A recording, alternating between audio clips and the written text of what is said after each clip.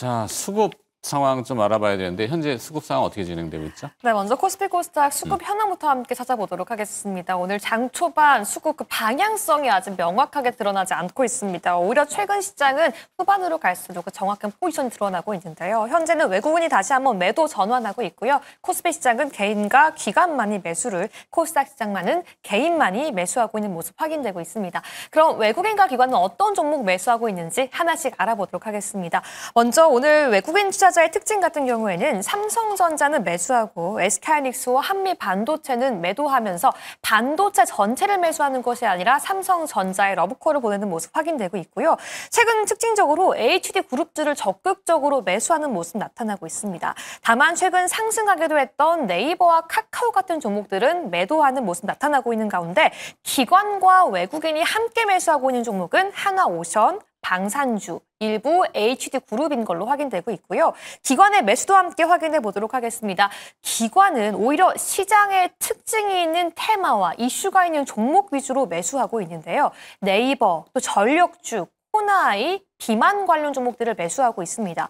오히려 삼성전자, SK하이닉스, 두산에너빌리티, 기아 같은 시장의 대형 종목들은 매도하고 있는데요. 이러한 흐름 속에서 오늘의 특징주는 외국인 투자에서는 하나오션, 기관 투자에서는 HD 현대인프라코어 알아보도록 하겠습니다. 하나오션 같은 경우에는 3년 만에 브라질 바다 위에 정유 공장의 수를 도전하겠다라는 소식 들려온 바가 있고요. 현대 로템의 엔진 납품사로 알려져 있으면서 재건주로 함께 부각받고 있는 HD현대 인프라코어까지 두 종목 함께 짚어보도록 하겠습니다. 다 해줘버렸네. 아, 이게 보는 단말기들이 좀 달라요. 네. 그죠? 정보 단말기가 증권사마다 집산하는 게 조금씩 다른데 역력하게 차이가 좀 있긴 한데 제가 보는 단말기는 일단 외국인 투자자들은 코스피와 코스닥 양쪽 다 매도이긴 합니다. 네. 아, 추천자 소개를 안 했네. 네, 선투자의 송범선 실장 나와 있고요. 네. 안녕하세요. 안녕하세요. 네. 자, 외국인 하여튼 오늘은 좀 주춤거리고 있죠. 기관 투자자들도 약간 소강 상태. 그러니까 투자 주체별들이 대부분 적적이지는 않아요. 다만 매도가 많지 않기 때문에 작은 매수에 인덱스는 3,000포인트를 근접하는데 외국인들은 외국계 창구를 포함해서 삼성전자 사고 SK하이닉스도 사요. 네이버 사고 있고 LG CNS, 뭐 기아, 한화오션 이런 순이거든요. 이제 한화오션을 가장 위로 지금 김유정 아나운서의 개인적인 사적 감정으로 인해서 혹시 보유? 아닙니다. 네. 뭐 가지고 여기 좀 적어봐요. 죄송합니다. 아니에요. 농담이고 자 하나오션을 먼저 얘기해 주셨는데 어떤 재료가 나오긴 했습니다만 외국인 순매수의 상위 하나오션이 뭐 네, 하나오션이 뭐 많이 사고 있죠. 외국인도 많이 사고 기관 같은 경우가 이제 5거래일 연속 매수를 하고 있습니다. 하나오션. 그래서 이런 점들이 또 강조되고 있고 사실 지표상으로 보면은 뭐 외국인과 기관의 오늘 당일 뭐 매수 많은 것들 이런 것들로 보면 모멘텀이라던가 또 여러 가지 정황상 보면은 상당히 좋은 건 맞습니다. 자, 그래서 이런 점들은 뭐 필리조선소 이런 굉장히 수주가 많이 되고 있죠. 그래서 필리조선소가 2050년까지 438척 건조가 추정되고요. 미국의 해군 MRO 사업 확장 추진이 되고 이런 미국 내 사업의 이런 안정적인 확보 이런 점들이 계속해서 해방 이런 해양, 방산 이쪽으로 조선 게임 체인저로 부상하고 있다 이렇게 좀 판단이 되는데요. 저는 그래서 지금 전반적으로 봤을 때 단기 투자로는 좀 메리트가 있고 확실히 빠르고 날렵한 종목이다라고 판단하는데요. 저는 중장기로 봤을 때는 좀 위험성은 있다라고 좀 판단을 해요. 네. 네, 왜냐하면은 제 이 종목은 제가 계속해서 좀 살펴본 우리 방송에서도 많이 했었던 종목인데요. 3월 10일 날 외국인 보유량, 그러니까 누적 보유량 있죠. 외국인의 누적 보유량이 18.13%였습니다. 이거는 누적된 데이터량을 바탕으로 말씀드리는 건데 이제 외국인들의 18.13%가 3월 11일 날 대량 매도세가 나오면서 2천만 주가 나왔어요. 자, 그러면서 11.5%까지 줄어들었습니다. 자, 그런데 최근에 약간씩 늘어나서 현재로서 봤을 때는 12%대 중후반을 가리키고 있어요. 12.42. 네, 맞습니다. 근데 이제 바로 3월 아까 말씀드렸던 때는 18%까지 됐던 것이 한꺼번에 매도 물량이 나왔다라는 점이 저는 아직까지 18%까지 확 이렇게 뛰어오르는 그런 외국인의 수급은 느껴지지 않는다라고 판단하고요.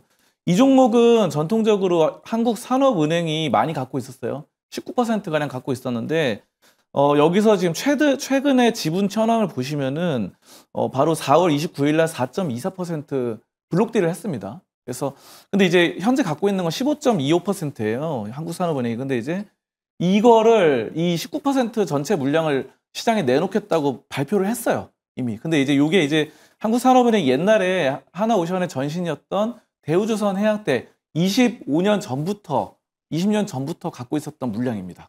자, 근데 그거를 이제 와서 판다는 거는 상당히 주가가 많이 올랐을 때 최대 주주, 2대 주주죠. 2대 주주가 좀 판매를 한다는 거고, 이게 블록딜로 만약에 이렇게 기업끼리 B2B로 계약이 성사되면은 저는 뭐 안정적인 물량으로 흘러갈 수 있을 것 같은데, 만약에 이 시장에 매물로 나와버리면은 이게 위에서 누르는 가격이 좀 커질 것이다. 좀 이렇게 판단을 해서 좀 그 점은 좀 우려된다고 보고요. 한화그룹주 자체가 최근에 또 한화 에어로스페이스가 유상증자를 하는 등 이 한 번 유상증자하면 계속 유상증자를 하거든요. 네. 그런 습관들이 있어가지고 예전에 뭐 HMM 같은 경우는 뭐 1년, 2년 동안 6번인가 했어요. 그때 주가가 이렇게 떨어지고 최근에 HLB 생명과학도 유상증자를 통해서 뭐 하한가를 가는 등 그런 점들 봤을 때는 저는 한화그룹주 전체가 지나치게 많이 오른 것에 대한 좀 부담감이 좀 느껴지는 그래서 저는 매도 사인으로 어느 정도 좀 대응하자 저는 이렇게 말씀드리고 싶습니다. 네. 자, 오늘 출연하신 시장 전문가들은 대부분 기업에 대해서 조금 추가 매수나 뭐 신규 매수는 얘기하기가 조금 어려운 자리다 이렇게 얘기들 하시는 것 같아요. 이게 어떻게 또 저도 불안한? 요즘 시장이 좀 이런 것 같은 게 잘 네. 가는 종목이 잘 가는데 신고가를 시세가. 계속 경신해야 되니까 찔끔 오르고 또 신고가 경신하고 찔끔 오르고 신고가 경신하니까 보유하고 있는 외국인 투자자들만 좋고 네. 아직 보유하고 있지 못한 기관이나 개인 같은 경우에 좀 불안한 흐름이 계속 이어지고 있는 것 같아요. 항상 그렇잖아요. 심리가 살까 말까. TV 보면은 전문가들은 조정시 매수를 하라 기다리라 그래서 기다렸더니 안 조정 주고 계속 가잖아요. 그러면 네. 나중엔 참지 못하고 달려들면은 상투. 그죠? 결국엔 기다릴 걸. 매번 그 반복이 될까? 이게 심리 싸움이라고 해야 되는 게 좀 맞는 것 같은데 어떻게 또 한화오션 한화오션이 부담스럽다면 사실 대안으로? 최근 외국인 투자자가 HD그룹주를 굉장히 많이 좋아하거든요. 네. HD그룹주 내에서도 조선주 대장주도 있고 그 아랫단 종목도 있기 때문에 그쪽은 어떻게 보시나 좀 그러니까. 질문 드려보고 싶어요. 삼성중공업 이런 건 어때요? 네. 조선 근데 저는 전반적으로 조선주 비슷하게 다 움직일 거라 봐요. 음. 삼성중공업도 최근에 엄청나게 많이 올랐잖아요. 조선업이 좋은 거 맞습니다. 뭐 미국에서 뭐 계속해서 러브콜을 보내고 있고 여러 가지 군함에 대한 MRO 사업, 유지 정비 보수 사업 이런 것도 하는 거 맞는데 저는 전반적으로 이 조선업이 결국은 약간의 그런 흐름을 탄다고 봐요. 뭐 시크릿컬 산업처럼 좋을 때는 확 좋다가 2007년 때 굉장히 좋았죠. 그때 뭐 저도 기억이 나는데 2007년 때 이제 모든 조선주들이 하늘을 치솟아 올랐습니다. 그러다가 계속해서 약세를 걷다가 또 그렇게 되는데 저는 이런 점들이 한번 치고 올라갔다 그 시즌이 좀 끝나면은 좀 떨어지고 이런 양상들이 나타나기 때문에 지금 또 뭐 삼성중공업도 그렇지만 하나오션 같은 경우는 부채도 사실은 많은 편이거든요. 257%에 자본 유보율은 37%로 현금 흐름은 막 그렇게 좋은 편은 아니에요. 그래서 뭐 호재라던가 수주 물량 이런 것들은 압도적이고 뭐 제가 말 안 해도 여러분들 뉴스 통해서 많이 아실 텐데 이런 뭐 전반적인 조선업이 같이 주도주가 꺾이기 시작하면 다 같이 좀 떨어질 수 있는 그런 리스크는 있다. 저는 좀 이렇게 판단하고 있습니다. 네. 자, 다음 기업은 아까 기관 투자자 수급에서 얘기해줬던 기업이 뭐였죠? HD현대 인프라코어입니다. HD현대인프라코. 네. 어, 바닥을 다지다 최근에 좀 급등세가 나타나고 있고 오늘 네. 12% 넘게 상승하고 있습니다. 이게 이름 바꾼 건가요? 부산인프라코? 아닌가? 이거는 뭐 HD 쪽으로 네. 이제 되고 있고 예전에 이제 뭐 1937년에 조선 기계 제작소로 설립이 돼가지고 됐는데 하도 이름들을 바꿔갖고 저도 헷갈리더라고요. 네. 네. 근데 HD현대인프라코에 대한 판단은 어떻게? 그러니까 이제 건설 중장비 엔진 이런 것들은 잘 되고 있죠. 네. 그리고 여러 가지 자동화 시스템 이런 점들은 굉장히 좀 긍정적입니다. 그래서 뭐 디지털 플랫폼을 통해서 자동화로 건설 인프라 이런 점들을 갖추고 있는 시점이고요. 다만 이제 실적 부분은 약간 최근에 좀 약세로 돌아선 건 있었어요. 매출액도 12% 감소했고 전년 분기 대비. 자, 근데 이런 엔진 부문, 건설 엔진 부문 이런 점들은 좀 긍정적으로 판단을 해서 저는 아직은 좀 괜찮다라고 보고요. 지금 전쟁이 많이 벌어지고 있잖아요. 최근에 이제 이란하고도 이스라엘하고 하는데 이미 많은 것들이 파괴가 됐고 이런 것들을 또 복구를 해야 됩니다. 네네. 재건 이런 이슈가 있죠. 그래서 지금 이란이 약간 화해 무드로 손을 내밀었어요.